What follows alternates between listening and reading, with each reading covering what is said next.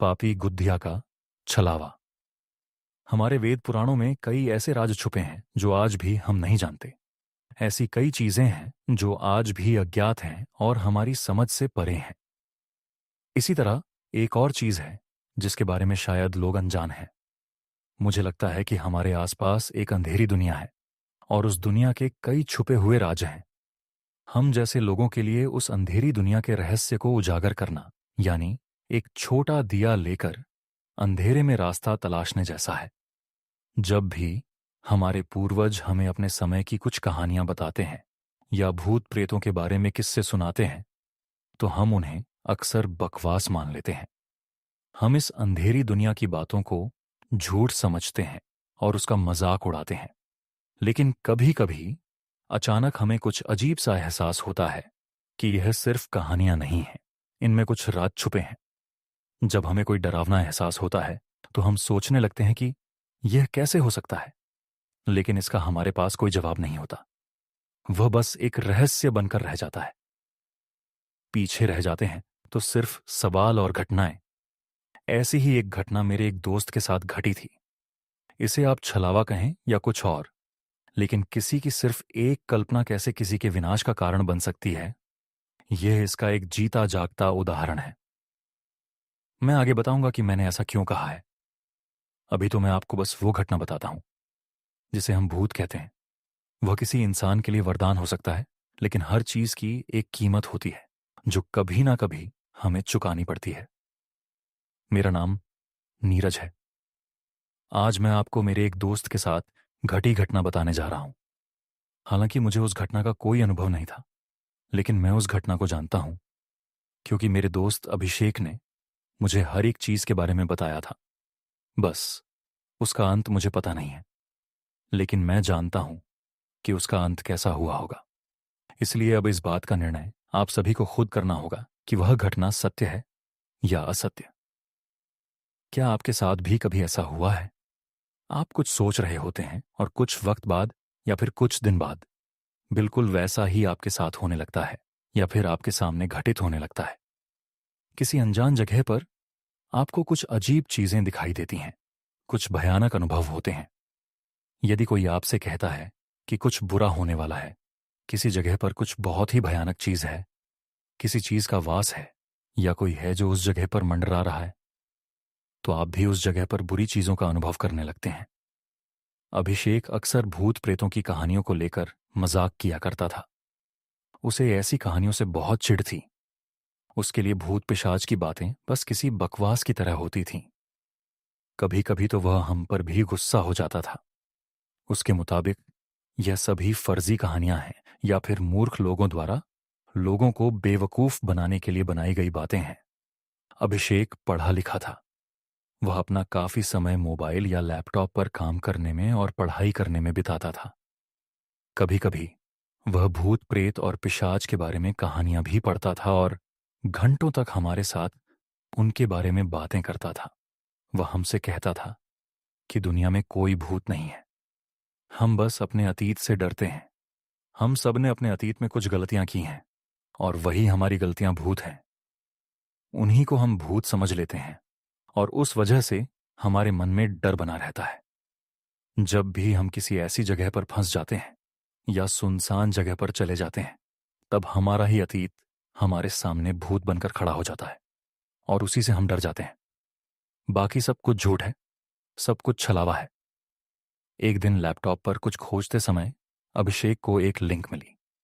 यह एक कम्युनिटी थी, जैसे फॉरम या रेडिट पर होती है। उस कम्युनिटी का नाम था खौफनाक अनुभव। उसने सोचा कि चलो देखते हैं कि लोग इस कम्युनिटी पर क्या बकवास डाल रहे हैं, कैसी कैसी फालतू बातें कर रहे हैं। उसने तुरंत ही लिंक पर क्लिक कर दिया और उस कम्युनिटी पर पहुंच गया। वहां कई लोगों ने अपने भयानक अनुभव शेयर किए थे। करीबन हजारों लोग थे जिन्होंने अपने भयानक अनुभव के बारे में लिखा था। अभिषेक ने उनमें से कुछ को पढ़ना शुरू किया। वहां एक जोड़े ने एक नए घर में जाने का अपना अनुभव लिखा था, जहां उन्हें उनके नए घर में किसी अतृप्त आत्मा ने सताया था और आखिरकार उन्हें वह घर छोड़ना पड़ा। एक इंसान ने अतृप्त आत्माओं से ग्रस्त एक गुड़िया का अनुभव लिखा था। प्रेत, बाधित जगहों के बारे में भी कई लोगों ने तरह तरह के अनुभव शेयर किए थे। साथ ही कई लोगों ने पिशाच बाधा के संबंध में अपने उपाय, मंत्र या विधि आदि लिखे थे। अभिषेक ने ऐसी बहुत सी पोस्ट पढ़ी। उन सभी अनुभवों और उन पर लिखे समाधान को पढ़कर उसे अपने आप पर बहुत हंसी आ रही थी। अभिषेक बिस्तर पर लेटे लेटे सोच रहा था कि कैसी अंधविश्वासी बातें हैं। जैसे अमावस्या के दिन एक नींबू पर 21 बार वार करो और ठीक 21 घंटे बाद नींबू तुम्हें मुसीबत से बाहर निकाल देगा। क्या बकवास है। और तो और, एक काली लकड़ी पर आटे का एक गोला बनाकर उसमें उसी आटे से बनी गुड़िया रख दो, फिर अपने बाएं हाथ की उंगली काटकर उस पर खून बहा दो, फिर एक मंत्र का जाप करो और आपकी सारी इच्छाएं पूरी हो जाएंगी। सबके बारे में सोचते सोचते उसे एक विचार आया, अगर मैंने भी कुछ ऐसा ही अपना एक झूठा अनुभव यहां शेयर किया तो। उसने सोचा, एक कोई झूठी कहानी, एक बनावटी अनुभव के बारे में पोस्ट लिखकर देखता हूं, देखो तो सही लोग उस पर क्या सोचते हैं। इस विषय में सोचते सोचते वह सो गया। अगले दिन अभिषेक शाम को जल्दी घर आ गया। रात के खाने के बाद वह अपना लैपटॉप खोलकर बैठ गया और उस कम्युनिटी पर चला गया। उसने उस कम्युनिटी पर अपना नया अकाउंट खोला और उसे नाम दिया पापी गुड़िया। अभिषेक ने अपने अनुभव के बारे में एक झूठी पोस्ट लिखने के लिए पूरा दिन कई काले जादू की वेबसाइट्स पर जाकर देखा। वहां से उसने कुछ जानकारी इकट्ठा की। उसका प्रयास यह था कि किसी भी तरह उसकी पोस्ट किसी को झूठी नहीं लगनी चाहिए। इसलिए उसने हर तरह की जानकारी निकाली जो लोगों को पढ़ने में सच लगे। दिन भर में उसने सोच लिया था कि उसे क्या लिखना है और क्या नहीं। फिर उसने एक पोस्ट लिखी जो कुछ इस तरह थी। हेलो दोस्तों, आज मैं आपके साथ अपना एक बहुत ही डरावना अनुभव साझा करना चाहता हूं। 2 साल पहले की बात है, जब मैं किसी काम के लिए कोंकण गया था। वहां मैं कुछ दिनों के लिए एक सरकारी कॉटेज में रुका था। वहां मुझे कुछ बहुत ही अजीब सा अनुभव हुआ। वहां कुछ था जो मेरे आसपास मंडरा रहा था। रात के 12 बजे के बाद मुझे किसी तरह की एक अजीब सी आवाजें सुनाई दी, जैसे वो एक अजीब तरह का शोर हो। फिर ऐसा लगा जैसे कोई मेरे चारों ओर घूम रहा हो, लेकिन तब मैंने उस चीज को नजरअंदाज कर दिया। तीसरे दिन मैंने एक आकृति देखी, एक छोटी सी आकृति, जिसे देखकर मैं चौंक गया। फिर वह धीरे धीरे आगे बढ़ी और उसने मुझसे पूछा, पूछो, क्या पूछना चाहते हो? उसकी आवाज इतनी अजीब थी कि मैं उसी वक्त वहां से भाग गया।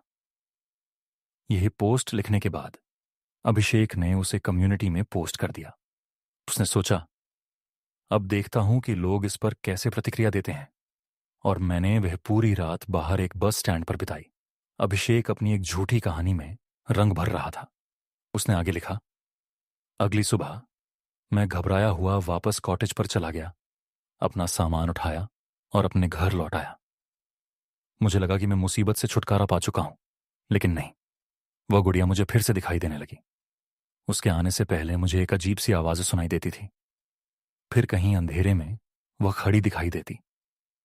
अंधेरे में घसीटते हुए वो मेरे पास चली आती और मुझसे कहती, पूछो, तुम क्या पूछना चाहते हो? उसके आने का संकेत ये होता था कि उसके आने से पहले मुझे वह अजीब सी आवाज सुनाई देने लगती थी। उस आवाज को सुनकर मेरा शरीर ठंडा पड़ जाता था, हाथ पैर कांपने लगते थे। फिर मैंने अपने परिवार को इसके बारे में बताया। हमने इस उलझन को सुलझाने के लिए अपने गांव जाने का फैसला किया। हमारे गांव में एक आदमी था जिसके बारे में मैंने सुना था कि उसे ऐसी चीजों का अनुभव है। वह भूत पिशाच को वश में करना जानता है, तंत्र मंत्र विधि का जाता था और भविष्यवाणी करना भी जानता था। तो मैं उसके घर चला गया। वहां जाकर मैंने बाबा को सारी बात विस्तार से बताई। सारी बात सुनने के बाद उन्होंने कहा, तुम्हारे पीछे एक पिशाच पड़ा है। वह अच्छा भी है और बुरा भी। तुम जिस कॉटेज में रुके थे, उस पिशाच को उस स्थान पर जागृत किया गया है, यानी जगाया गया है। यह एक ऐसा पिशाच है जो इंसानों की इच्छाएं पूरी करने की ताकत रखता है, लेकिन अब वह किसी कारणवश वहीं पर फंस गया है। मैंने उनसे पूछा, मैं इससे छुटकारा कैसे पा सकता हूं? उन्होंने कहा, इससे छुटकारा पाने का एक ही तरीका है कि तुम उससे 3 सवाल पूछो, लेकिन सवाल सोच समझकर पूछना। अगर तुमने कोई अजीब सा सवाल पूछ लिया और वह सवाल उसे पसंद नहीं आया तो वह गुस्सा हो जाएगा। वह तुम्हारी गर्दन पर बैठ जाएगा और तब तक शांत नहीं होगा जब तक उसे जगाने वाले आदमी का खून उसके मुंह में नहीं जाएगा। यह सुनकर मैं स्तब्ध रह गया। यह चीजें कितनी भयानक होती हैं। ये सब लिखते हुए अभिषेक खुद पर ही हंस रहा था कि वे कैसी अजीब बातें लिख रहा है। उसने फिर से लिखना शुरू किया। फिर मैंने 3 आसान सवाल पूछने का निर्णय लिया, क्योंकि मुझे डर था कि अगर मैंने कुछ गलत पूछ लिया तो मेरे साथ कुछ बुरा हो सकता है। अगली रात वह गुड़िया जिसमें वह पिशाच छिपा हुआ था वापस आ गया। एक अजीब सी आवाज आई और ऐसा लगा जैसे वह मेरे आसपास ही है। धीरे धीरे वह मेरे करीब आकर खड़ा हो गया। उसने मुझ पर नजर जमाकर कहा, पूछो, तुम क्या पूछना चाहते हो? मैंने निडर होकर उससे 3 सवाल पूछे। उसने मेरे तीनों सवालों का उत्तर दिया और फिर वह वहां से गायब हो गया। उसके बाद मैंने उसे फिर कभी नहीं देखा। लेकिन दोस्तों, क्या आप जानते हैं, अभिषेक ने यहां अपनी कहानी खत्म की। उसने पोस्ट को सबमिट किया और सोचने लगा कि अब इस पर कैसे कैसे रिएक्शन आएंगे। सबसे पहले मैंने अपने बारे में 2 सवाल पूछे। ये ऐसे सवाल थे जिनके उत्तर मेरे अलावा कोई नहीं जानता था। उसने दोनों सवालों का सही उत्तर दिया। इसके बाद मैंने उससे पूछा, मुझे एक ऐसी लॉटरी का नंबर बताओ जिसमें मुझे 10 लाख रुपए मिल जाए। आप यकीन नहीं करेंगे, लेकिन उसने जो नंबर बताया उसने मेरी जिंदगी बदल दी। वो सब कुछ होने के बाद वह वहां से चला गया। अब मुझे महसूस हुआ कि मुझे और कुछ मांगना चाहिए था। शायद अगर मैं और ज्यादा मांग लेता तो मैं और भी अमीर बन जाता। यह सोचकर मैं फिर से उस बाबा के पास गया और उन्हें सारी सच्चाई बता दी। मैंने उनसे पूछा, मुझे उस पिशाच को फिर से बुलाना है, उस गुड़िया को जिंदा करना है। उसे बुलाने की विधि क्या है और इसके लिए मुझे क्या करना होगा? बाबा जोर से हंस पड़े और बोले, तुम मूर्ख हो। अच्छा हुआ कि वह लौट गया, वरना ज्यादातर लोग उसे बुलाने के बाद उसके जाल में फंस जाते हैं या फिर मर जाते हैं। हर चीज की अपनी एक कीमत होती है। जब कुछ मिलता है तो कुछ खोना भी पड़ता है। तुम्हें तो खुश होना चाहिए कि तुम सही सलामत बच गए हो। बाबा की यह बात सुनकर भी मैं रुका नहीं। मैंने उन्हें पैसों का लालच भी दिया, लेकिन उन्होंने इनकार कर दिया। उनका यही कहना था कि वह मेरे पाप में भागीदार नहीं बनना चाहते। बाबा ने जो भी कहा हो, लेकिन मैंने ठान लिया था कि चाहे जो भी हो, मैं उस पिशाच को वापस बुलाने का तरीका जानकर रहूंगा। मैंने बाबा के पीछे पड़कर उन्हें मजबूर कर दिया। आखिरकार थक हार कर बाबा ने कहा, मैं तुम्हें विधि बताऊंगा, लेकिन याद रखना, अगर कुछ अच्छा या बुरा होता है तो इसकी जिम्मेदारी केवल तुम्हारी होगी। इस विधि को करते समय बेहद सावधान रहना। जब भी अमावस्या की रात करीब हो तभी यह विधि की जा सकती है। इसे अमावस्या के 2 दिन पहले या उसके 2 दिन बाद तक किया जा सकता है, लेकिन ठीक अमावस्या की रात को विधि करने से इसके सफल होने की संभावना और भी बढ़ जाती है। 2. तुम्हें एक साधारण कपड़े की गुड़िया खरीद कर लानी होगी या फिर अपने पास के पुराने कपड़ों से एक बनानी होगी। गुड़िया में हाथ, पैर, आंखें, नाक और मुंह सब कुछ होना चाहिए। 3. फिर अपने नाखून काटकर उसकी एक माला बना लेना। उस माला को गुड़िया को पहना देना। 4. इसके बाद दाहिने हाथ के अंगूठे से खून निकालकर गुड़िया के माथे पर लगाना। 5. फिर नमक का एक घेरा बनाकर गुड़िया को उस घेरे में रखना। 6. अपना दाहिना हाथ गुड़िया की छाती पर रखकर उसे पुकारना। इसके लिए तुम्हें एक मंत्र बोलना होगा। बाबा ने चेतावनी दी, सावधान रहना, क्योंकि यह विधि करते समय अगर कुछ भी गलत हुआ तो इसका अंजाम बहुत भयानक हो सकता है। यह सब सुनने के बाद मैंने मन ही मन फैसला कर लिया कि मैं इसे जरूर आजमाऊंगा। ओ कामना पूर्ण पिशाच अहम तवाम आयाम अगमम पूता अगमम इच्छा पूर्ण कर तू अहम। यह मंत्र बोलते ही ऐसा लगेगा जैसे उस गुड़िया में जान आ गई हो। एक अजीब सी आवाज सुनाई देगी जो इस बात का संकेत होगा कि पिशाच अब तुम्हारे पास पहुंच चुका है। लेकिन एक बात का ध्यान रखना होगा, तुम्हें उस गुड़िया से यानी उस पिशाच से जो भी 3 सवाल पूछने हैं उन्हें पहले ही लिखकर रखना होगा। तीनों सवालों के जवाब मिलने तक गुड़िया उसी घेरे के अंदर रहनी चाहिए। अगर किसी कारण से विधि ठीक से नहीं हुई तो तुम्हें कुछ भी महसूस नहीं होगा। गुड़िया में कोई हलचल नहीं होगी। ऐसी स्थिति में तुम उस गुड़िया को फेंक सकते हो। अगर गुड़िया जाग गई और तुमने डर के मारे उससे सवाल नहीं पूछा तो वह तुम्हें हर रात दिखाई देगी। वह तुमसे पूछेगी, पूछो, तुम क्या पूछना चाहते हो। अगर उसे गुस्सा आ गया तो वह तुम्हें मार भी सकती है। अगर तुम उससे सवाल पूछने के बाद भी उसे देखते रहो तो समझ लो कि तुम बड़े संकट में हो। इस स्थिति में इस दूसरे मंत्र को 3 बार बोलना होगा। स्वामीनम समीपम प्रत्यागत प्रार्थवठालु तपुनः स्वामीना समीपम गच्छ। इसका अर्थ है कि पिशाच अपने मूल स्वामी यानी जिसने उसे जन्म दिया है उसके पास लौट जाएगा।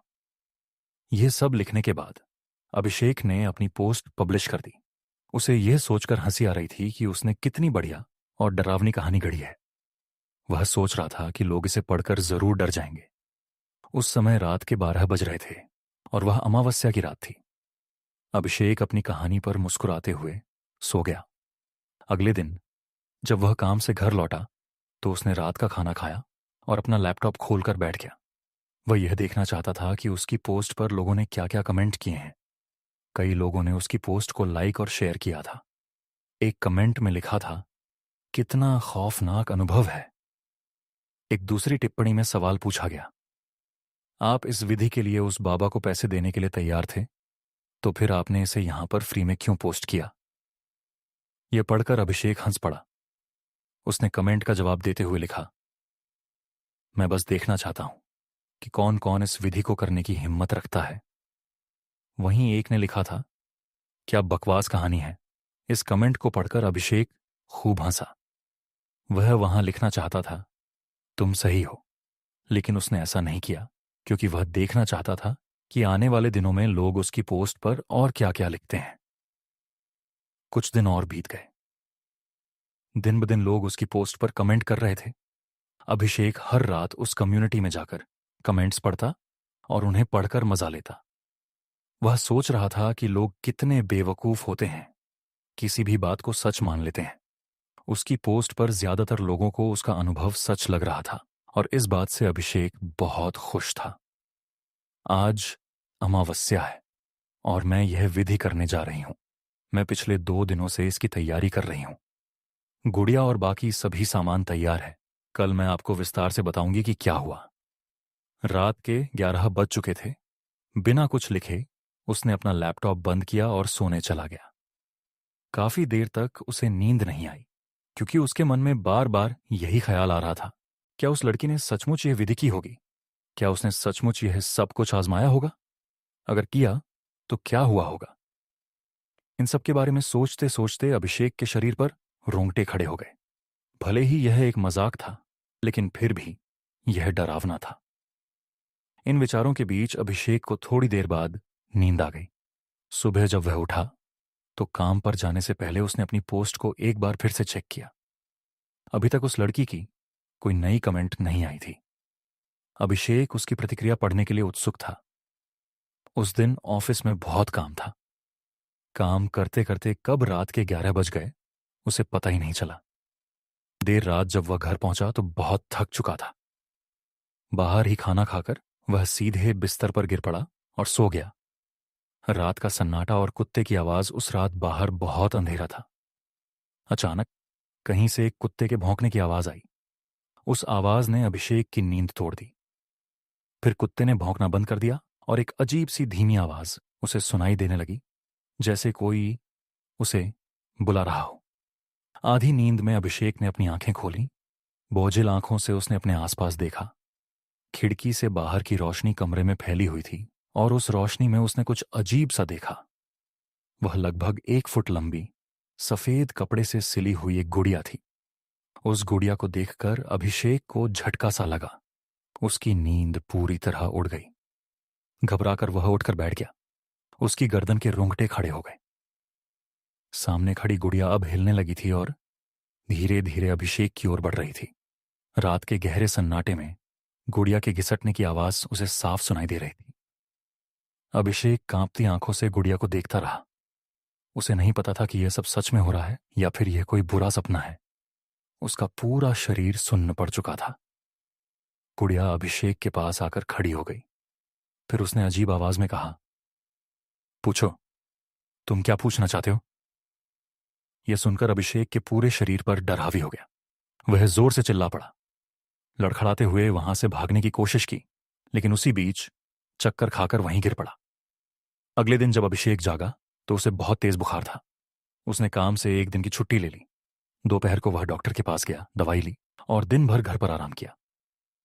अभिषेक ने सोचा कि रात जो कुछ भी हुआ वह बस एक बुरा सपना था। शायद बार बार उस बारे में सोचने के कारण उसे ऐसा महसूस हुआ था। आज तक अभिषेक ने भूत प्रेत जैसी चीजों में विश्वास नहीं किया था और अब भी उनके सच होने का कोई ठोस कारण नहीं था। लेकिन डरावने अनुभव कहीं ना कहीं मन के अंदर दबे रहते हैं। अभिषेक के साथ भी ऐसा ही हो रहा था। पूरे दिन आराम करने के बाद शाम को उसे थोड़ा बेहतर महसूस हुआ। रात के खाने के बाद उसने फिर से अपना लैपटॉप खोला और अपनी लिखी पोस्ट देखने लगा। अंदर ही अंदर उसे लग रहा था कि शायद उसने यह पोस्ट लिखकर कोई गलती कर दी है। जैसा कि आपने कहा था, मैंने कल रात 12 बजे सभी विधियां पूरी की। कुछ देर तक मुझे कुछ भी महसूस नहीं हुआ और इसलिए मैंने गुड़िया से अपना हाथ हटा लिया। नमक के घेरे को साफ किया और सारा सामान अपनी अपनी जगह पर रख दिया। लेकिन ये सब करते वक्त मेरा ध्यान उस गुड़िया पर नहीं था। फिर गुड़िया को फेंकने के लिए मैं उसे ढूंढने लगी और तब मैंने देखा कि गुड़िया अपनी जगह पर नहीं थी। तभी मेरा ध्यान घर के एक कोने में गया। गुड़िया वही घर के एक कोने में खड़ी थी। उसे देखकर मैं बहुत डर गई, लेकिन मुझे आपका बताया हुआ मंत्र याद आ गया। मैंने उस मंत्र का 3 बार जाप किया।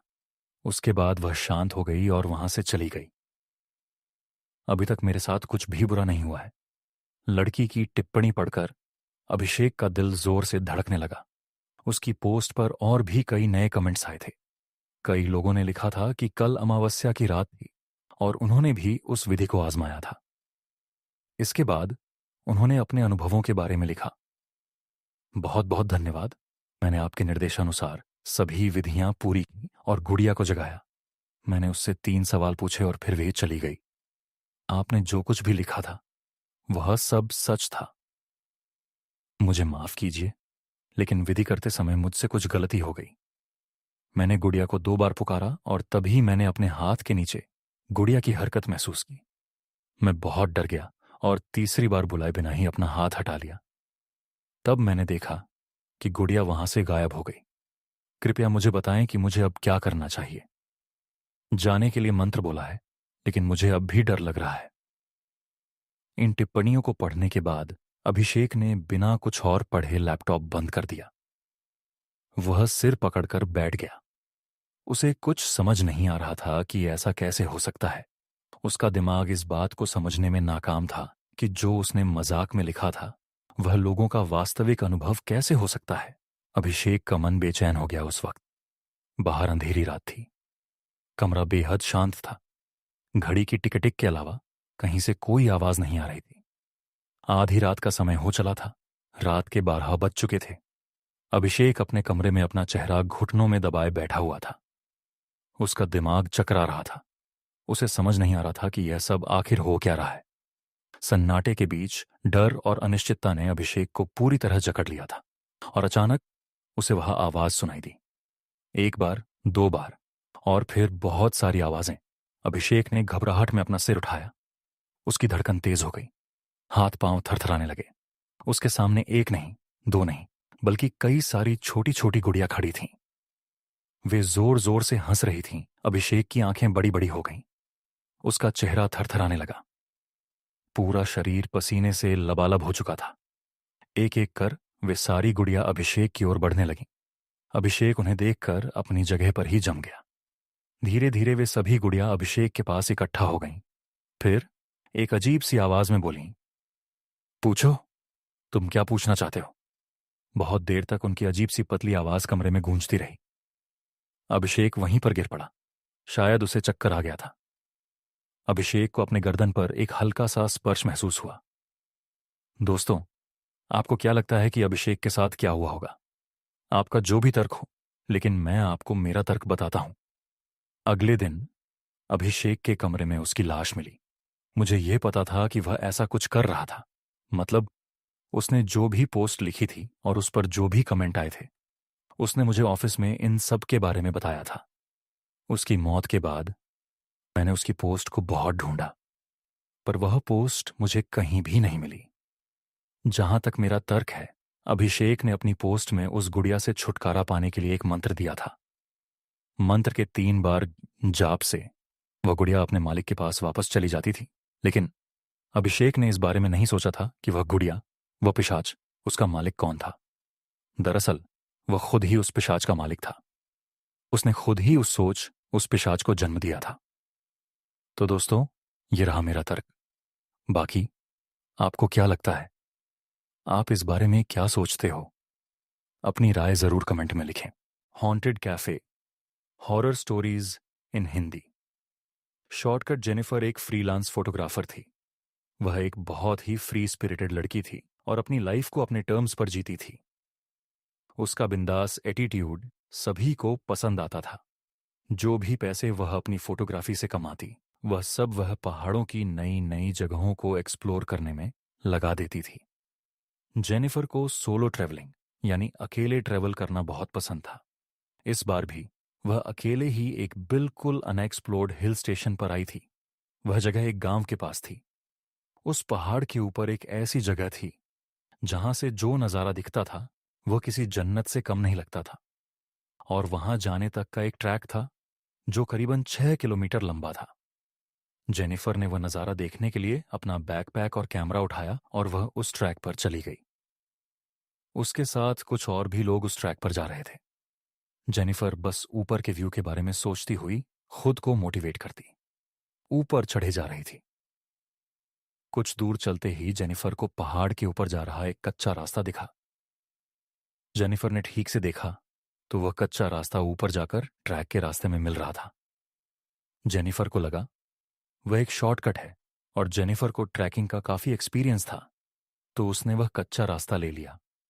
उस कच्चे रास्ते पर चलते हुए जेनिफर को करीबन आधा घंटा हो गया था। अब तक उसे पक्के रास्ते पर पहुंच जाना चाहिए था, पर वह तो पहाड़ के किसी घने जंगल में आ चुकी थी। जेनिफर ने पीछे मुड़कर देखा तो उसे वापस जाने का रास्ता भी नहीं समझ आ रहा था। वह रास्ता भटक चुकी थी। उसके फोन में नेटवर्क भी नहीं था। अब जेनिफर थोड़ा परेशान होने लगी थी। अपनी किस्मत को कोसती हुई जेनिफर सही रास्ता ढूंढने में जुट गई। भूख के मारे उसकी जान निकली जा रही थी कि तभी उसके सामने कुछ ऐसा आया जिसे देखकर उसे अपनी आंखों पर यकीन ही नहीं हो रहा था। उस वीराने के बीच एक बहुत ही सुंदर सा कैफे बना था। बाहर कैफे हिल रिट्रीट का बोर्ड लगा था और उसी कैफे से एक पक्की रोड भी जुड़ी हुई थी। जेनिफर की खुशी का ठिकाना नहीं रहा। वह बिना कुछ सोचे उस कैफे की तरफ दौड़ी और अंदर चली गई। कैफे जितना बाहर से सुंदर था, उसे कई ज्यादा अंदर से था। अंदर बहुत ही अच्छी डेकोरेशन थी और कुछ यंगस्टर्स वहां बैठकर हंस खेल रहे थे। वह कैफे परफेक्ट था। जेनिफर सब कुछ भूल गई थी। वह फटाफट से एक टेबल पर बैठ गई और एक वेटर तुरंत उसके पास आ गया। उस वेटर ने जैसे ही मेनू कार्ड टेबल पर रखा, जेनिफर की नजर उसके हाथ की कलाई पर गई। उसकी कलाई पर जलने का एक घाव था। जब तक जेनिफर उस घाव को ठीक से देख पाती, उस वेटर ने उस घाव को ढक लिया। जेनिफर को बहुत ज्यादा भूख लग रही थी और इसीलिए उसने जल्दी से अपने खाने का ऑर्डर दे दिया। ऑन ऑर्डर करने के कुछ ही समय में जेनिफर को लगा कि उसे थोड़ा फ्रेश हो जाना चाहिए, तो वह उठकर कैफे के वॉशरूम की तरफ जाने लगी। वॉशरूम के रास्ते में उन हंसते खेलते यंगस्टर्स का टेबल भी था। जेनिफर उनके पास से गुजर रही थी कि उसने देखा कि उनमें से एक लड़के के सिर पर एक घाव था और यह घाव ठीक उस वेटर के जैसा ही लग रहा था। ध्यान से देखने पर जेनिफर को पता चला कि वैसा ही एक घाव उस टेबल पर बैठे हर इंसान पर था। किसी के माथे पर था तो किसी के हाथों पर। जेनिफर उन घावों को देखने में इतनी गुम हो गई कि उसने रियल लाइफ में खेलते यंगस्टर्स को अब बिल्कुल शांत होते हुए देखा। वे जेनिफर को बहुत ही डरावने तरीके से घूर रहे थे। जेनिफर को लगा कि शायद उसके ऐसे घूरने से वह लोग नाराज हो गए हैं। वह सॉरी बोलकर वहां से सीधा वॉशरूम चली गई। वॉशरूम में टैप ऑन करके जेनिफर उन घावों के बारे में सोच रही थी। सोचते सोचते जब उसने अपना मुंह पानी से धोया और सर ऊपर उठाकर शीशे में देखा तो उसकी रूह कांप उठी। उस वॉशरूम के शीशे में उस वॉशरूम का पूरा एरिया झलकर काला हुआ दिखाई दे रहा था। अचानक उसे बहुत जोर जोर से लोगों की चीख की आवाज आने लगी। लेकिन यह सब कुछ ही सेकंड्स में बंद हो गया और जब तक जेनिफर कुछ समझ पाती सब कुछ पहले जैसा हो गया था। जेनिफर को लगने लगा कि उस जगह में कुछ तो गड़बड़ है, पर उसे इतनी भूख लगी थी कि उसने सोचा कि वह जल्दी से जल्दी अपना पेट भरकर वहां से निकल जाएगी।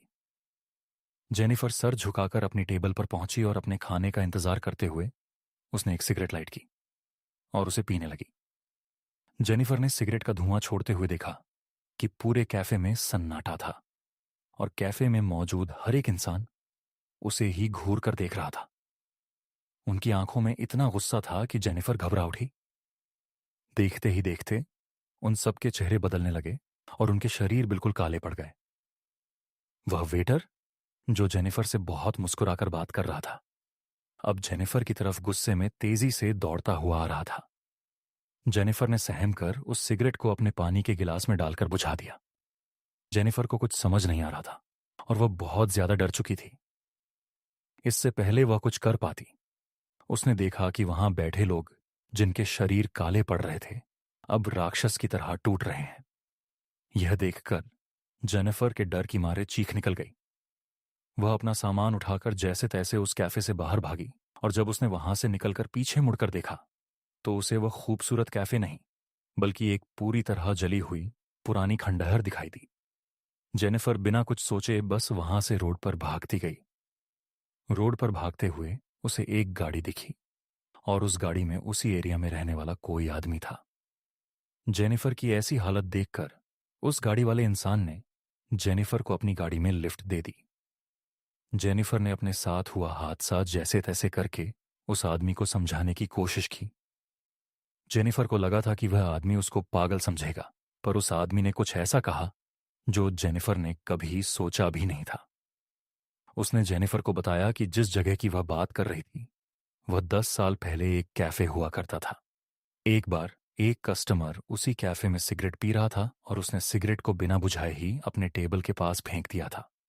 उस कस्टमर की लापरवाही से उस कैफे के एक पर्दे में आग लग गई और इससे पहले कि कोई कुछ कर पाता उस पूरे कैफे में आग फैल गई और अंदर फंसे सभी लोग जलकर मर गए। जेनिफर यह सुनकर हक्की बक्की रह गई। अब उसे सब समझ आ रहा था, पर उसे विश्वास ही नहीं हो रहा था कि उस कैफे में मौजूद सभी लोग जिंदा नहीं बल्कि मरे हुए थे। उस आदमी की बात सुनकर जेनिफर सोच रही थी कि वह बाल बाल बच गई, लेकिन जेनिफर को यह नहीं पता था कि उसके बगल में बैठे इंसान की गर्दन पर भी वैसा ही घाव था। अगले दिन उस एरिया के अखबार में एक खबर आई जिसमें लिखा था कि एक लड़की की उसी मेन रोड पर एक्सीडेंट में मौत हो गई और उस लड़की का नाम जेनिफर था। Mumbai marine drive. Mumbai marine drive Mumbai दुनिया का एक ऐसा शहर है जो शायद कभी नहीं सोता। रात में यहां अक्सर लोगों की रौनक लगी रहती है, खासकर मुंबई के मरीन ड्राइव पर जो कि मुंबई की जान है। रात के अंधेरे में कई लोग यहां आते हैं और कभी न खत्म होने वाले समुद्र के दृश्य का आनंद लेते हैं। लेकिन एक रात मरीन ड्राइव पर कुछ ऐसा हुआ कि वह रात रोहन की जिंदगी की सबसे खौफनाक रात बन गई। रोहन का ऑफिस मरीन ड्राइव के पास था और रोहन लगभग हर शाम ऑफिस के बाद कुछ देर मरीन ड्राइव पर सैर करने जाता था। कुछ दिनों से उसके ऑफिस में काम का बोझ बहुत ज्यादा बढ़ गया था, जिसकी वजह से उसे ऑफिस से निकलते हुए देर रात हो जाती थी, लेकिन फिर भी वह मरीन ड्राइव जरूर जाता था। उसके लिए यह एक ऐसी जगह थी जहां वह अपने दिमाग को शांत कर सकता था।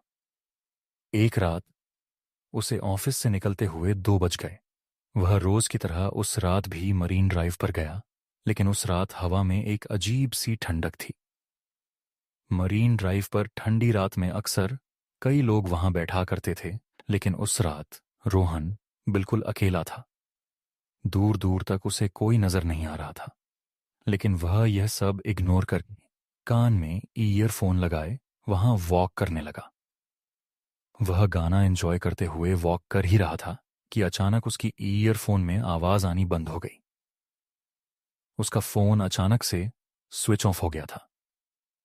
यह बात रोहन को बहुत अजीब लगी, क्योंकि उसके फोन में तो करीबन 80% चार्जिंग थी। वह फोन ऑन करने की कोशिश कर रहा था जब अचानक से उसे किसी के रोने की आवाज आई। वह कुछ आगे चला तो वहां एक लड़की बैठकर रो रही थी। यह देखकर ना जाने रोहन को क्या हुआ कि वह उसके पास चला गया और उससे उसके रोने का कारण पूछने लगा। उस लड़की ने बताया कि उसका नाम अंजलि है और जिस लड़के से वह प्यार करती थी और साथ रहती थी, उस लड़के ने उसे धोखा दे दिया। उस लड़की की बातें सुनते हुए रोहन वहीं पर बैठ गया। रोहन काफी देर तक वहीं उसके साथ बैठा रहा और फिर अचानक से रोहन के सर में बहुत जोरों का दर्द शुरू हो गया। वह दर्द इतना तेज था कि रोहन का पूरा चेहरा लाल हो गया और देखते ही देखते रोहन अपने होश को बैठा रह गया। जब रोहन की आंख खुली तो सुबह हो चुकी थी और वह मरीन ड्राइव पर ही लेटा पड़ा था। उसके आसपास कोई भी नहीं था, अंजलि भी नहीं। उसे कुछ समझ नहीं आया, क्योंकि आखिरी चीज जो उसे याद थी वह यह थी कि वह अंजलि के साथ मरीन ड्राइव पर बैठा बातें कर रहा था। अगली रात रोहन ऑफिस के बाद सीधा मरीन ड्राइव पर पहुंच गया और वहां अंजलि को ढूंढने लगा। काफी देर बाद, करीब रात के 3 बजे, उसे अंजलि एक कोने में बैठी मिली। जब रोहन ने पिछली रात के बारे में अंजलि से पूछा तो अंजलि ने कहा कि रोहन बहुत थक गया था और वह वहीं पर सो गया। रोहन को भी लगा कि शायद सच में उसकी मरीन ड्राइव पर आंख लग गई होगी। रोहन और अंजलि फिर से बातें करने लगे, लेकिन फिर कुछ देर बाद रोहन के सर में दर्द होने लगा और वह फिर से बेहोश हो गया। जब वह उठा तो वह फिर से मरीन ड्राइव पर लेटा हुआ था। रोहन को फिर कुछ समझ नहीं आया, लेकिन अब रोहन के दिमाग में सिर्फ अंजलि चल रही थी। वह अंजलि का दीवाना सा हो गया था, इतना दीवाना कि वह रोज देर रात मरीन ड्राइव पर अंजलि से मिलता और बातें करते करते बेहोश हो जाता। रोज सुबह उसकी मरीन ड्राइव पर लेटे हुए ही आंख खुलती। धीरे धीरे रोहन बहुत कमजोर होने लगा था। उसकी तबीयत बहुत ढीली रहने लगी थी। एक रात ऑफिस में रोहन के एक दोस्त ने उसकी हालत देख के पूछा कि क्या वह ठीक है। तब रोहन ने उसे अंजलि के बारे में बताया, लेकिन उसके दोस्त ने बताया कि वह भी पिछली रात मरीन ड्राइव पर ही था और उसने रोहन को मरीन ड्राइव पर अपने आप से बातें करते हुए देखा था। उसके आसपास कोई लड़की नहीं थी। रोहन अपने दोस्त की इस बात को सुनकर थोड़ा चौंक गया। उस रात रोहन मरीन ड्राइव पर अंजलि को ढूंढ रहा था तो उसे वह कहीं नहीं दिख रही थी। वह बुरी तरह परेशान होने लगा था। रोहन के हाथ पैर कांपने लगे और पूरा शरीर पसीने से तर हो गया था। अंजलि से मिलना मानो उसके लिए नशा सा बन गया था। रोहन अंजलि को ढूंढने के लिए मरीन ड्राइव की बाउंड्री वॉल के ऊपर चढ़ गया और अंजलि को आवाज देने लगा। और तभी अचानक उसे ऐसा लगा कि जैसे समुंदर से कोई काला साया निकला हो और उसके शरीर के आर पार हो गया हो। लेकिन इससे पहले कि रोहन कुछ सोचता, उसे अंजलि की आवाज आई। वह रोहन को अपने पास बुला रही थी। रोहन पीछे मुड़ा तो अंजलि उसे वहीं खड़ी मिली। रोहन फिर से अंजलि के पास जाकर बैठ गया। रोहन को उसके ऑफिस कलीग की बात बार बार परेशान कर रही थी, इसलिए उसने सोचा कि वह अंजलि के साथ एक फोटो खींचेगा। उसने अपना फोन निकाला और अंजलि के साथ फोटो खींचने लगा। और जैसे ही उसने फोटो क्लिक का बटन प्रेस किया, तभी अंजलि ने गुस्से में आकर उसके फोन पर अपना हाथ मारा और रोहन का फोन दूर जाकर गिरा। रोहन को यह बात बहुत अजीब लगी, पर अंजलि ने उससे कहा कि उसे फोटो खिंचवाना बिल्कुल भी पसंद नहीं है। रोहन ने जब अपने फोन को उठाया तो उसने देखा कि उसके फोन में एक ब्लर्ड फोटो थी, पर उस फोटो में अंजलि के हाथ कुछ अजीब से काले दिख रहे थे। रोहन को कुछ समझ नहीं आया। तभी अंजलि ने फिर से उसे आवाज लगाई और रोहन अब थोड़ा सहम गया। रोहन अंजलि के पास गया और उसने उससे पूछा, अंजलि, हम इतने समय से मिल रहे हैं, पर तुमने कभी बताया नहीं कि तुम आखिर रहती कहां? अंजलि ने उस बात का कोई जवाब नहीं दिया। वह बस चुप होकर फिर से रोने लगी और उसके रोने की आवाज़ सुनकर रोहन के सर में फिर से जोरों का दर्द शुरू हो गया। हर बार जब भी रोहन का सर दर्द करता, उसके बाद उसे कुछ याद नहीं रहता। लेकिन इस बार जैसे ही रोहन को चक्कर आने लगे, उसने अपना फोन का कैमरा निकाला और उससे अंजलि की फोटो ले ली। तस्वीर लेते ही अंजलि जोर से चिल्लाई, पर वह आवाज किसी इंसान की नहीं, बल्कि ऐसा लग रहा था कि वह कोई भयानक जानवर हो। रोहन ने जैसे ही फोन के अंदर देखा तो उसका दिल दहल गया। उस फोटो में बैठी लड़की अंजलि नहीं थी, बल्कि एक बहुत भयानक चुड़ैल लग रही थी जिसका पूरा शरीर काला पड़ चुका था। यह देखते ही रोहन के हाथों से फोन छूट गया और वह चीखता हुआ तेजी से समुंदर से दूर भागने लगा। कुछ दूर जाकर जब उसने पीछे मुड़कर देखा तो अंजलि का चेहरा पूरी तरह बदल चुका था। वह एक भयानक चुड़ैल दिख रही थी और वह चुड़ैल धीरे धीरे समुंदर में जाकर कहीं गायब हो गई। रोहन को अपनी आंखों पर विश्वास नहीं हो रहा था। जब उसने आसपास के सामान बेचने वालों से पूछा तो एक बूढ़े आदमी ने उसे बताया कि कई साल पहले एक लड़की रोज रात में कर मरीन ड्राइव पर रोती थी। लोग कहते थे कि उसके लवर ने उसे धोखा दे दिया और उसे छोड़कर चला गया, और इसी दुख में उसने एक रात मरीन ड्राइव पर पानी में कूदकर अपनी जान दे दी। उस बूढ़े सामान बेचने वाले ने यह भी बताया कि कई लड़के रात में खुद से बातें करते देखे गए हैं और उनमें से कई लड़के समुंदर में डूबकर अपनी जान भी दे चुके हैं। रोहन को लगा कि शायद वह भी उस आत्मा के वश में आ गया था और उसकी जान बाल बाल बची। उस रात के बाद रोहन फिर कभी मरीन ड्राइव गया ही नहीं, लेकिन आज तक रोहन को रात में सपने आते हैं कि अंजलि मरीन ड्राइव के समुंदर के पास खड़ी रोहन को अपने पास बुला। अनजान रास्ता, सच्ची कहानी। मेरा नाम पवन है और मेरे साथ यह घटना तब हुई थी जब मैं 21 साल का था। मेरा गांव उत्तराखंड के पिंडारी ग्लेशियर के फुट हिल्स में है। पहाड़ी लोगों के लिए रात को पहाड़ों में घूमना आम बात है, पर उस रात जो मेरे साथ हुआ, उसके बाद से जब भी मैं उन पहाड़ों में अकेले निकलने के बारे में सोचता हूं तो मेरी रूह कांप जाती है। मैं 6 साल बाद गर्मियों की छुट्टियों में अपने गांव वापस आया था। मेरे आने की खुशी में मेरे बचपन के दोस्तों गिरदा और देव ने डिसाइड किया कि हम पिंडारी ट्रैक के नीचे वाले पहाड़ के झरने पर जाकर सेलिब्रेट करेंगे। हमने अगली सुबह ट्रैक शुरू किया। वह ट्रैक 8 घंटे का था और रास्ता बेहद खूबसूरत था। आधे से ज्यादा ट्रैक करने के बाद थकान और तेज धूप के कारण हमने सोचा कि थोड़ी देर आराम कर लें। वह जगह बहुत ही शांत थी और वहां कई सारे छोटे रास्ते थे जो अलग अलग पहाड़ों तक जाते थे। हमने गाने चलाते चलाते लंच किया और थोड़ी देर में ही हमारी आंख लग गई। लेकिन कुछ देर बाद अचानक मेरे कानों में किसी बच्चे की आवाज आई, बाबा, और मेरी आंख खुल गई। मैं जब नींद से उठा तो पसीनों से तरबतर था। मैंने देखा कि आसपास कोई नहीं था और शाम भी हो चुकी थी। उस वक्त मुझे वह एक बुरा सपना ही लगा। हर तरफ शांति थी। मैंने टाइम देखा और अपने दोनों दोस्तों को उठाया। हमें सूरज ढलने के बाद रात में पहाड़ों में घूमने की आदत थी, तो हम ट्रैक पर आगे बढ़ गए। हम तीनों ने अपने फोन की फ्लैशलाइट्स और टॉर्च चलाने की कोशिश की, पर कुछ ही देर में दोनों की बैटरी खत्म हो गई।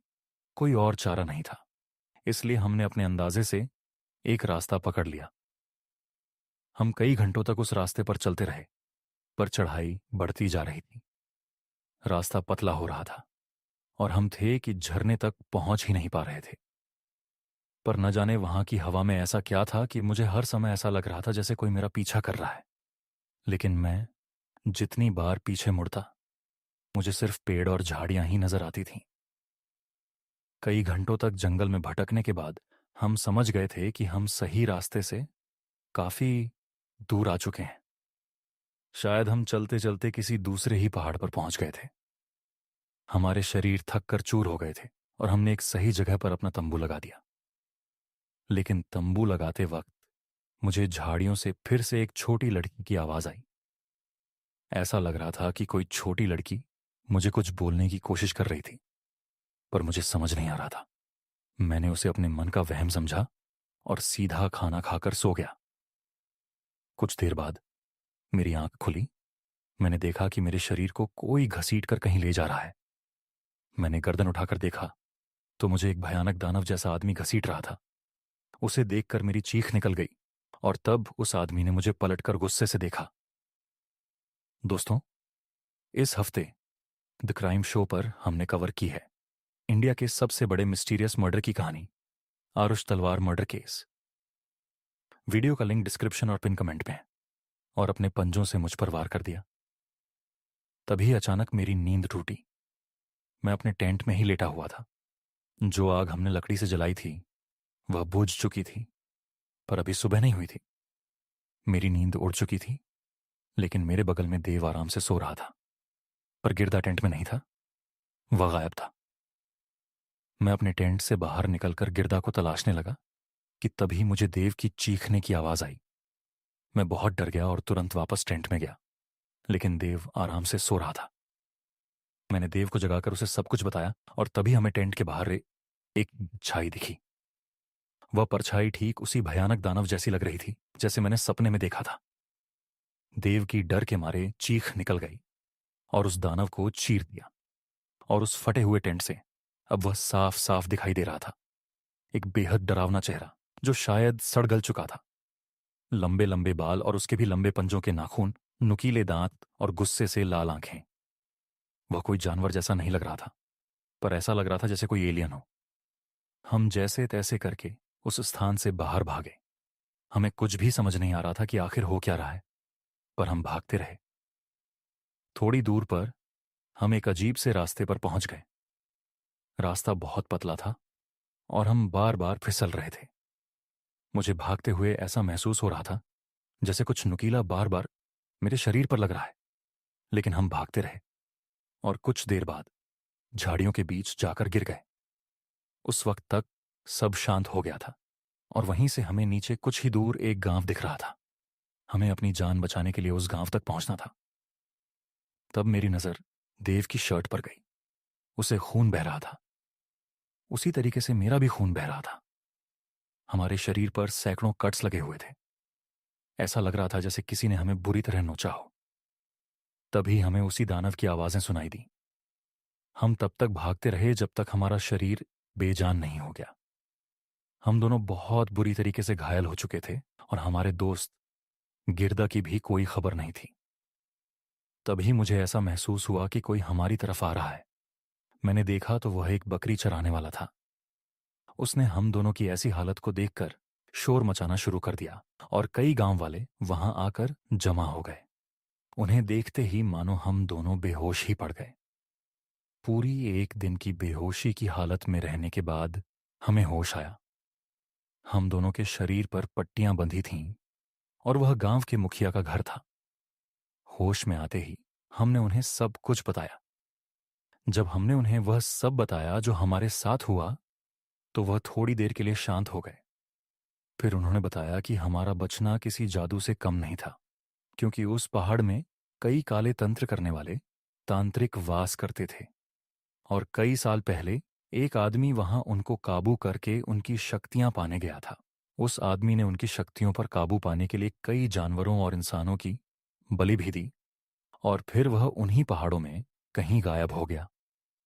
लेकिन वहां के लोग मानते हैं कि वह आदमी अभी भी काली शक्तियों की मदद से जिंदा है और उन्हीं पहाड़ियों में अपने अगले शिकार का इंतजार करता रहता है। मुखिया ने बताया कि गांव की एक लड़की खेलते खेलते वहां गलती से चली गई थी और फिर वह कभी नहीं लौटी। माना जाता है कि उस आदमी की आत्मा ने वहां उस लड़की की बलि दे दी और आज भी अगर कोई वहां जाता है तो उसके साथ भी वही होता है। उस मुखिया की बात सुनकर हमारा दिल दहल गया। हम तो बच गए थे, लेकिन उस दिन के बाद से हमने अपने दोस्त गिरदा को फिर कभी नहीं देखा। उसका सदमा आज भी हमें सताता है। मैं अब कभी भी अनजान पहाड़ों में घूमने नहीं जाता और खुद से ऐसा कोई रास्ता नहीं पकड़ता जिसके बारे में मुझे पहले से पता ना हो। आकाई ओन्ना हॉरर गेम। दोस्तों, ये कहानी जापान में रहने वाले एक लड़के ऊना की है। उसकी जिंदगी काफी सिंपल थी। दिन में कॉलेज की क्लासेस होती थीं, शाम लाइब्रेरी में बैठकर असाइनमेंट सॉल्व करते हुए निकल जाती थी और रात कंप्यूटर गेमिंग में गुजरती थी। पर 21 अक्टूबर की रात उसकी जिंदगी बिल्कुल बदल गई। उनाकी अक्सर कॉलेज से सीधा लाइब्रेरी जाकर पढ़ाई करता था। उस दिन उना काफी थका हुआ था, इसलिए उसकी आंख लाइब्रेरी में ही लग गई। और जब आंख खुली तो उसने देखा कि घड़ी में रात के 12:30 हो रहे हैं। उना की कभी भी इतनी देर रात अपने घर से बाहर नहीं रहता था। उसने फटाफट अपने सामान को पैक किया और अपने घर की ओर निकल पड़ा। ऊना का घर लाइब्रेरी से करीब 20 मिनट दूर था, पर उसके घर जाने के लिए एक शॉर्टकट रास्ता भी था, जिससे वह बस 10 मिनट में पहुंच जाता था। लेकिन उसे सब लोग उस शॉर्टकट को लेने से अक्सर मना किया करते थे। उस शॉर्टकट वाले रास्ते पर कोई भी लैंप या रोशनी नहीं थी। उस रास्ते पर बिल्कुल अंधेरा रहता था और लोग कहते थे कि उस अंधेरे में अकाई ओना रहती है। अकाई ओना जापान का एक मिस्टीरियस हॉरर लेजेंड था। कहते हैं कि बहुत से लोगों को रात के अंधेरे में एक लाल रंग की ड्रेस में लड़की दिखाई देती है, और उस लड़की के चेहरे को अगर कोई देख लेता है तो वह लड़की उसके पीछे एक साया की तरह फंस जाती है। कई लोग या तो गायब हो गए या मरे हुए पाए गए। पर ओना की अकाई ओना को बस एक हॉरर लेजेंड मानता था। और तो और, वह पहले भी कई बार उस शॉर्टकट से घर गया था और उसे कभी ऐसा कुछ नहीं मिला। पर यह पहली बार था जब इतनी रात हो चुकी थी। ओनाकी को बहुत तेज नींद आ रही थी और वह बिना कुछ सोचे उसी शॉर्टकट वाले रास्ते पर चल पड़ा। शुरुआत में ओना को उस रास्ते पर कुछ भी दिखाई नहीं दे रहा था, पर धीरे धीरे हल्की आसमान की रोशनी में उसे थोड़ा बहुत रास्ता दिखाई देने लगा। कुछ दूर चलते ही अचानक ओनाकी को दीवार के पास एक औरत खड़ी दिखाई दी। उस औरत ने लाल रंग की ड्रेस पहनी हुई थी। ओनाकी को अचानक से घबराहट होने लगी। वह उस औरत का चेहरा देख नहीं पा रहा था और वह बस चुपचाप एक जगह खड़ी थी। ओनाकी को बहुत अजीब लगा कि इतनी रात में यह औरत क्यों दीवार के पास खड़ी है। और तो और, उसने एक लाल रंग की ड्रेस पहनी हुई थी। उसे एक पल के लिए लगने लगा कि अकाई ओना का लेजेंड कहीं सच तो नहीं। फिर भी ओनाकी बिना कुछ बोले अपना सिर झुकाए आगे चलता रहा। लेकिन जैसे ही ओनाकी उस औरत के पास से गुजरा, उससे रहा नहीं गया और उसने नजर उठाकर उस औरत के चेहरे को देख लिया और उसके होश उड़ गए। उस औरत का चेहरा भयानक था, इतना सफेद कि ऐसा लग रहा था कि वहां पर किसी औरत की लाश खड़ी हुई है। इतना अजीब चेहरा ओनाकी ने आज तक नहीं देखा था। ओनाकी उस औरत को देखकर बहुत डर गया और वहां से जल्दी से भाग गया। जैसे तैसे वह अपने घर पहुंचा। ओनाकी ने जो देखा वह उसे भूल नहीं पा रहा था। उस औरत का चेहरा मानो उसके दिमाग के अंदर छप गया था। अगले दिन ओनाकी अपनी उसी रूटीन के साथ जिंदगी जीने लगा, पर अब शाम होते ही उसके साथ कुछ अजीब होने लगा था। उसे ऐसा महसूस होता कि जैसे उसके आसपास कोई मौजूद है जो उस पर नजर गड़ाए बैठा हुआ है।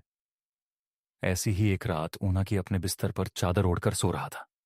तभी उसे ऐसा लगा कि जैसे किसी ने उसकी चादर को नीचे की तरफ से खींचा। ओनाकी की नींद खुल गई।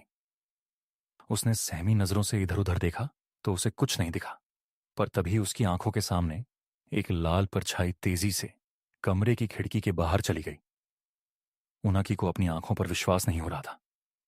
उसे लग रहा था कि वह पागल होता जा रहा है। उसने खुद को समझाया कि यह सब उसका वहम था और जबरदस्ती अपनी आंखें बंद करके छत की तरफ मुंह करके सो गया। कुछ देर तक सोने की कोशिश करने के बाद ओनाकी ने बेचैनी में अपनी आंख खोली और फिर जो उसे दिखा वह इस दुनिया के ही परे था। उसके कमरे की छत पर बिस्तर के ठीक ऊपर वही लाल ड्रेस वाली लड़की दीवार से चिपकी हुई उसे घूर रही थी। ओनाकी जोर से चीखा और वहीं उसकी नींद खुल गई। ओनाकी को अब समझ आया कि वह असल में यह सब एक सपने में देख रहा था। उसका गला बुरी तरह सूख गया और पूरा शरीर पसीने पसीने में भीगा था। तभी वह उठकर पानी पीने लगा। पानी पीते हुए ओनाकी की नजर अपने कमरे की खिड़की पर गई और उसके हाथ से पानी का गिलास छूट गया। खिड़की के ठीक बाहर वही लाल ड्रेस वाली औरत खड़ी थी और वह अपने उसी भयानक चेहरे से ओनाकी को घूर रही थी। लेकिन ओनाकी ने जैसे ही लाइट्स ऑन की तो उसने देखा कि खिड़की पर कोई नहीं था। दिन ब दिन ये सब इंसिडेंट्स बढ़ते जा रहे थे। उसे हर जगह अकाई ओना दिखने लगी थी। ओनाकी ने अपने कुछ दोस्तों से भी इस बारे में बात की, पर किसी ने भी उसकी बातों पर विश्वास नहीं किया। उसके दिमाग में यही चल रहा था कि कहीं वह अब गायब तो नहीं हो जाएगा।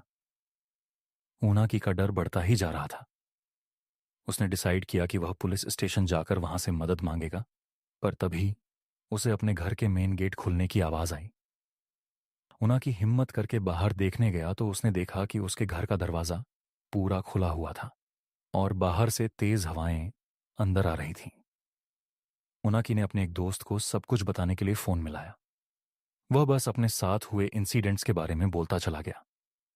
तभी बात करते करते वह एकदम से रुक गया, क्योंकि उसे अपनी गर्दन के ऊपर किसी की सांसें महसूस हुईं। ऊनाकी समझ गया कि उसके पीछे कोई खड़ा था। एकदम से उसे एक हाथ अपनी गर्दन पर आता हुआ महसूस हुआ। जब ऊनाकी ने शीशे में देखा तो वह कांप उठा। अकाई ओना उसके ठीक पीछे खड़ी थी। ऊनाकी ने घबराते हुए अपने दोस्त से फोन पर कहा, अकाई ओना, वो मुझे लेने आई है। वो मुझे लेने आ गई है। कुछ ही देर बाद ऊनाकी का दोस्त उसके घर पहुंचा। ऊनाकी का पूरा घर तहस नहस हो चुका था। ऐसा लग रहा था कि जैसे घर के अंदर कोई तूफान आया हो। उसके दोस्त ने पूरा घर ढूंढा, पर ऊनाकी कहीं भी नहीं था। ऊनाकी अपने ही घर से गायब था और उस दिन के बाद वह कभी किसी को नहीं मिला। आज तक कोई नहीं जानता कि ऊनाकी के साथ आखिर हुआ क्या था। कौन है अकाई ओना और क्यों वह जापान में लोगों को गायब कर रही है?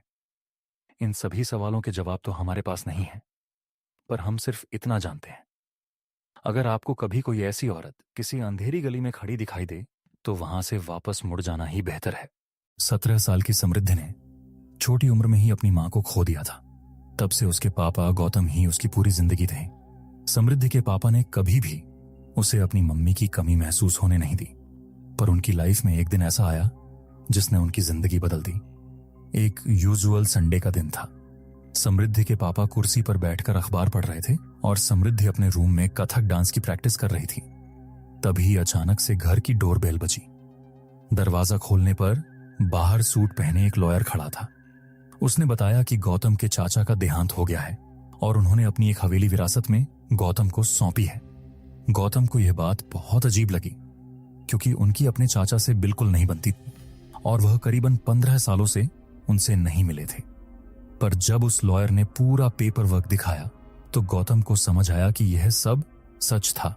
समृद्धि और गौतम को अभी भी यकीन नहीं हो रहा था कि वह इतनी बड़ी हवेली के मालिक थे। हवेली को देखकर समृद्धि के पापा को समझ आ गया था कि वह अपनी फाइनेंशियल सिचुएशन में इतनी बड़ी हवेली में रहना अफोर्ड नहीं कर सकते थे। इसलिए उन्होंने उस हवेली को बेचने का डिसीजन लिया। पर समृद्धि की आंखों में एक अलग सी चमक थी। उसने अपने पिता से कहा कि वह हमेशा से एक बड़े से घर में रहना चाहती थी। गौतम ने समृद्धि की खुशी देखकर कुछ समय उस हवेली में रहने का डिसीजन लिया। वह हवेली जितनी बाहर से खूबसूरत थी, उतनी ही अंदर से भी। समृद्धि की खुशी का ठिकाना नहीं था। वह पूरी हवेली में घूम घूम कर उसके सभी कमरे देख रही थी। तभी वह एक ऐसे कमरे के आगे पहुंची जिसका दरवाजा बंद था। उस बड़े से दरवाजे पर एक बड़ा सा ताला लगा था और उस ताले पर संस्कृत में कुछ लिखा हुआ था। समृद्धि ने उस ताले पर जैसे ही हाथ लगाया, उसे मानो बहुत जोर का करंट लगा। इससे पहले कि समृद्धि कुछ समझ पाती, उसके पापा ने उसे आवाज लगाई। समृद्धि वापस मुड़कर अपने पापा के पास जाने लगी, पर चलते चलते समृद्धि के कानों में एक आवाज आई। उसके कानों में एक औरत हंसते हुए उसे पुकार रही थी। समृद्धि अचानक से वह आवाज सुनकर पीछे मुड़ी, लेकिन तभी वह आवाज आनी बंद हो गई। समृद्धि ने इसे अपना वहम समझा और वह अपने पापा के पास चली गई। उस रात गौतम और समृद्धि अपने अपने कमरे में सो रहे थे, पर तभी गौतम की नींद एक आवाज से खुली। गौतम को पास के कमरे से घुंघरू की आवाज आई। गौतम ने सोचा कि शायद समृद्धि अपने रूम में डांस प्रैक्टिस कर रही होगी, इसलिए वह फिर से आंखें बंद करके सोने की कोशिश करने लगा। पर घुंघरू की आवाज धीरे धीरे तेज होने लगी। ऐसा लग रहा था कि जैसे घुंघरू पहनकर कोई गौतम के पास आ रहा हो। इससे पहले कि गौतम कुछ समझ पाता, घुंघरू पहने कदमों की आवाज उसके बेड के पास से आने लगी। गौतम तेजी से उठा तो उसने देखा कि कमरे के अंदर कोई भी नहीं था। अब गौतम को कुछ अजीब लगने लगा था। वह उठकर समृद्धि के कमरे की तरफ गया। समृद्धि के कमरे में पहुंचकर उसने देखा कि वह कमरे में थी ही नहीं। अब गौतम को टेंशन होने लगी थी। वह समृद्धि को आवाज देकर पुकारने लगा। उसने हवेली की लाइट जलाने की कोशिश की, पर कोई भी बटन काम ही नहीं कर रहा था। गौतम ने कमरे के बाहर पड़े एक लैंप को उठाया और उसे जलाकर हवेली में समृद्धि को ढूंढने लगा। घूमते घूमते गौतम को फिर से घुंघरू पहने किसी के चलने की आवाज आई। गौतम उसी आवाज का पीछा करने लगा। गौतम जितना उस आवाज के करीब जाता, वह आवाज उससे उतनी ही दूर जा रही थी। लेकिन उस आवाज का पीछा करते हुए गौतम ने खुद को एक कमरे के बाहर खड़ा पाया। उस कमरे का दरवाजा खुला हुआ था।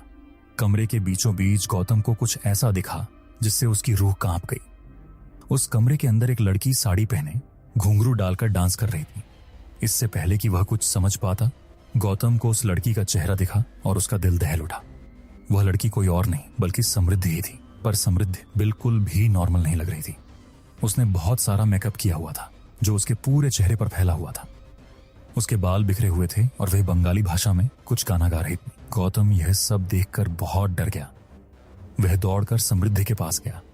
जैसे ही उसने समृद्धि के कंधे पर हाथ रखा, समृद्धि ने मुड़कर जोर से चीख मारी और गौतम की छाती पर अपना हाथ मारा। गौतम समृद्धि का हाथ लगते ही कमरे से बाहर जाकर गिरा और उस कमरे का दरवाजा गौतम के मुंह पर बंद हो गया। यह वही कमरा था जिस पर समृद्धि को सुबह ताला दिखा था। गौतम उठकर जोर जोर से उस दरवाजे को पीटने लगा। वह किसी भी तरह से समृद्धि को वहां से बाहर निकालना चाहता था। तभी उसे अपने पीछे से एक आवाज आई जिससे वह रुक गया। पापा, आप ये क्या कर रहे हो? गौतम ने जैसे ही पीछे मुड़कर देखा, उसके पीछे नाइट सूट पहने समृद्धि खड़ी थी। समृद्धि ने कहा कि वह अपने कमरे में सो रही थी और उसे जोर जोर से दरवाजा पीटने की आवाज आई, जिसे सुनकर वह वहां आ गई। गौतम को अब भी कुछ समझ नहीं आ रहा था। अगर समृद्धि अपने कमरे में ही थी तो उसे दिखाई क्यों नहीं दी? और उस कमरे के अंदर मौजूद वह लड़की कौन थी? इन सवालों से गौतम का सर फटने लगा था, पर वह समृद्धि को डराना नहीं चाहता था। इसीलिए उसने समृद्धि को अपने कमरे में वापस जाकर सोने को कहा। गौतम पूरी रात नहीं सोया। सुबह होते ही वह हवेली के पास बने एक पुराने मंदिर में चला गया। गौतम भगवान में बहुत विश्वास रखता था। उसने मंदिर में भगवान की मूर्ति के सामने बैठकर अपने साथ हुई हर घटना कह सुनाई। गौतम को यह नहीं पता था कि मंदिर का पुजारी उसकी सारी बातें सुन रहा था। जैसे ही गौतम मंदिर से जाने के लिए उठा, पुजारी ने उसे रोक लिया और पूछा, तुम रहते कहाँ हो बेटा? गौतम ने जवाब दिया, मैं 2 दिन पहले ही पास वाली हवेली में रहने आया हूं। यह सुनकर पुजारी का चेहरा सफेद पड़ गया। उसने तुरंत गौतम को उस हवेली को छोड़ने की सलाह दी। गौतम ने घबराते हुए पूछा, क्यों? आखिर उस हवेली में ऐसा क्या है? पुजारी ने लंबी सांस ली और कहा, तुम्हें यह जानना चाहिए कि कई साल पहले उस हवेली में एक राजा रहता था। उस समय एक लड़की थी, मंजुलिका। वह उस हवेली में नाच गाकर सबका मनोरंजन करती थी, लेकिन राजा को मंजुलिका से लगाव हो गया। पुजारी ने आगे बताया, मंजुलिका किसी और से प्यार करती थी। वह उसका साथी था जो उसके साथ नृत्य करता था। राजा जब यह जान गया तो उसका गुस्सा 7वें आसमान पर था। जलन और बदले की आग में उसने मंजुलिका और उसके प्रेमी दोनों को मार डाला। गौतम ने हिचकते हुए पूछा, तो फिर? पुजारी ने गंभीर स्वर में जवाब दिया, मंजुलिका की आत्मा उसी हवेली में कैद है। वह गुस्से और प्रतिशोध से भरी हुई है। वह आत्मा आज भी उस हवेली के एक कमरे में बंद है। जो घटना तुमने देखी वह उसी मंजुलिका की आत्मा का काम था। अगर तुम और तुम्हारी बेटी वहां रुके तो तुम्हारी जान को खतरा है। गौतम को अब सब कुछ समझ आ गया। उसे यह भी यकीन हो गया कि पिछली रात को जो कुछ उसने देखा वह कोई सपना नहीं था। वह आत्मा मंजुलिका की ही थी। गौतम ने उसी समय फैसला कर लिया कि वह समृद्धि को लेकर तुरंत हवेली छोड़ देगा। मंदिर से लौटने के बाद जैसे ही गौतम हवेली पहुंचा, उसने देखा कि समृद्धि मंजुलिका वाले कमरे में बैठी हुई थी। वह फिर से साड़ी और घुंघरू पहने कल रात की तरह दिखाई दे रही थी। इस बार वह कमरे के पुराने सामान को गौर से देख रही थी। गौतम ने घबराकर समृद्धि से कहा, यहां से चलो बेटा, पर समृद्धि ने जाने से साफ इनकार कर दिया। उसने जिद्दी स्वर में कहा, नहीं पापा, मैं यहीं रहना चाहती हूं। गौतम ने गुस्से में समृद्धि को डांटा, लेकिन जैसे ही उसने डांटा, समृद्धि अचानक से बदल गई। उसकी आंखें लाल हो गईं। उसने गौतम की गर्दन पकड़ ली और उसे उठाकर दीवार से टकरा दिया। अब समृद्धि बंगाली भाषा में कुछ अजीब से मंत्र बोलने लगी। गौतम दर्द से तड़प रहा था। उसकी सांसें रुकने लगीं। तभी मंदिर का पुजारी कुछ लोगों को लेकर हवेली में पहुंचा। पुजारी ने बिना देर किए समृद्धि पर गंगाजल फेंक दिया। गंगाजल के गिरते ही समृद्धि ने गौतम को छोड़ दिया और वह जोर से चीखते हुए वहीं बेहोश होकर गिर पड़ी। पुजारी ने उस कमरे में पूजा की और उसे फिर से ताले से बंद कर दिया। गौतम ने उस पल फैसला किया कि वह उस हवेली में एक पल भी नहीं रुकेगा। उसने समृद्धि को उठाया और पुजारी के साथ हवेली से हमेशा के लिए निकल गया। गौतम ने न सिर्फ हवेली को बेचने का ख्याल छोड़ दिया, बल्कि उसके आसपास जाने का भी इरादा त्याग दिया। समृद्धि को आज तक नहीं पता कि उसके पिता ने अचानक हवेली क्यों छोड़ दी। गौतम ने भी उसे कभी यह नहीं बताया कि वह हवेली उनके लिए कितनी खतरनाक थी।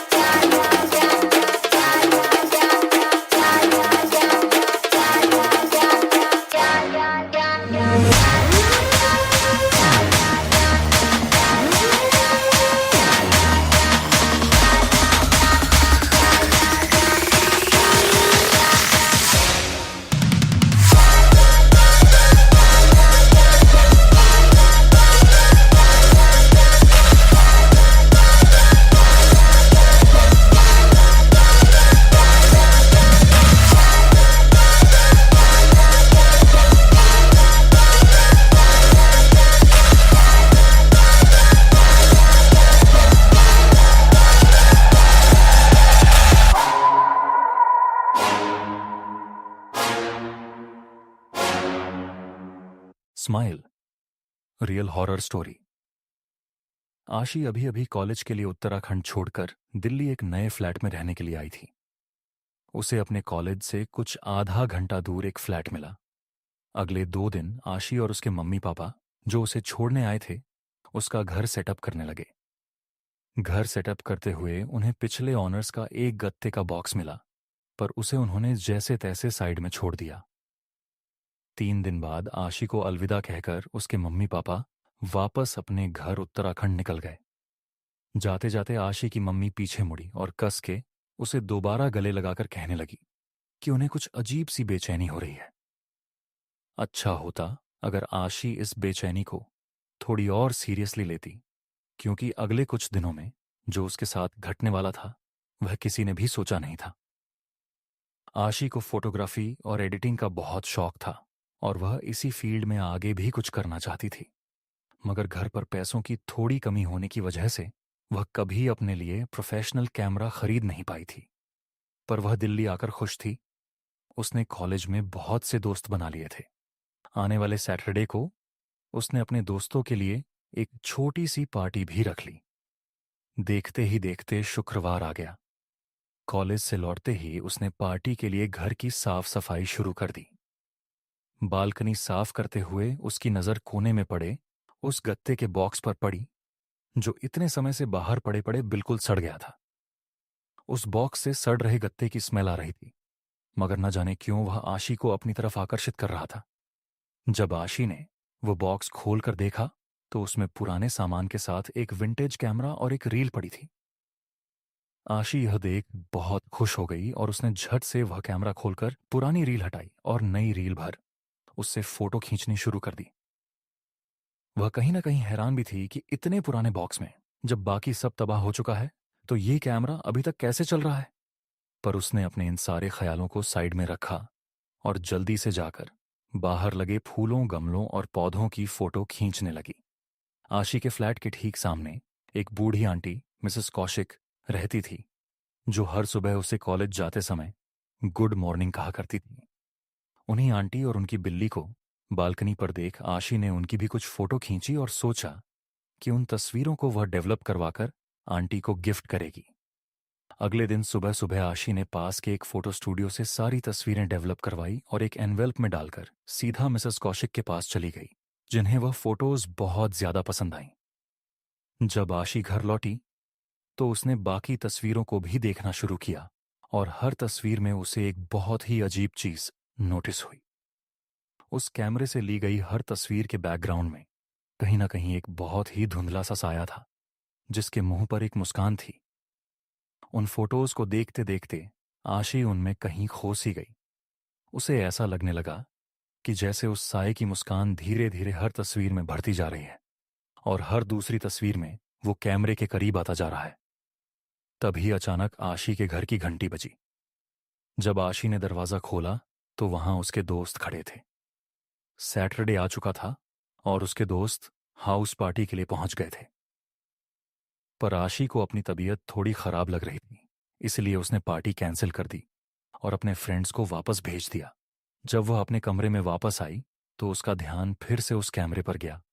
आशी ने इस बार उस कैमरे से खुद की शीशे में थोड़ी तस्वीरें खींची।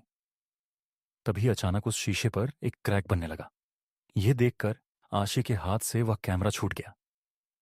आशी जैसे ही पीछे मुड़ी, उसे खुद की रिफ्लेक्शन शीशे में दिख रही थी, मगर उस रिफ्लेक्शन में उसके हाथ में कैमरा अभी भी था और उसके मुंह पर वैसे ही भयानक स्माइल थी, जिसे देखकर वह बहुत जोर से चिल्लाई और वहां रखी चेयर से टकराकर नीचे गिर गई।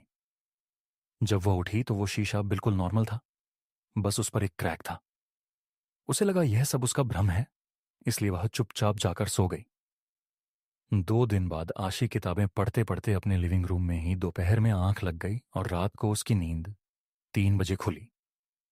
आशी ने अपनी किताबें समेटी और अपने कमरे की ओर जाने लगी, मगर ड्राइंग रूम की खिड़की से उसने अपने सामने जो देखा उसे देखकर आशी के होश उड़ गए। मिसेस कौशिक अपनी बालकनी पर खड़ी थी, लेकिन उनके चेहरे पर एक बहुत बड़ी मुस्कान थी, बिल्कुल वैसी ही जैसे उसकी बाकी तस्वीरों में थी। आशी वहीं जम गई, जैसे वह अपना पूरा जोर लगा रही हो, मगर वह वहां से हिल ही नहीं पा रही थी। देखते देखते मिसेस कौशिक के पीछे से एक हाथ निकला जिसमें एक कांच का टुकड़ा था और उस हाथ ने उनके गले पर जानलेवा हमला कर दिया। आशी चिल्लाना चाहती थी, मगर उसके मुंह से कोई आवाज ही नहीं निकल पाई। डर के मारे उसने अपनी आंखें कसकर बंद कर ली और जब खोली तो वह अपने बिस्तर पर लेटी हुई थी और बिस्तर पर मिसेस कौशिक की बिल्ली घूम रही थी। इसे सपना समझकर आशी दोबारा सो गई।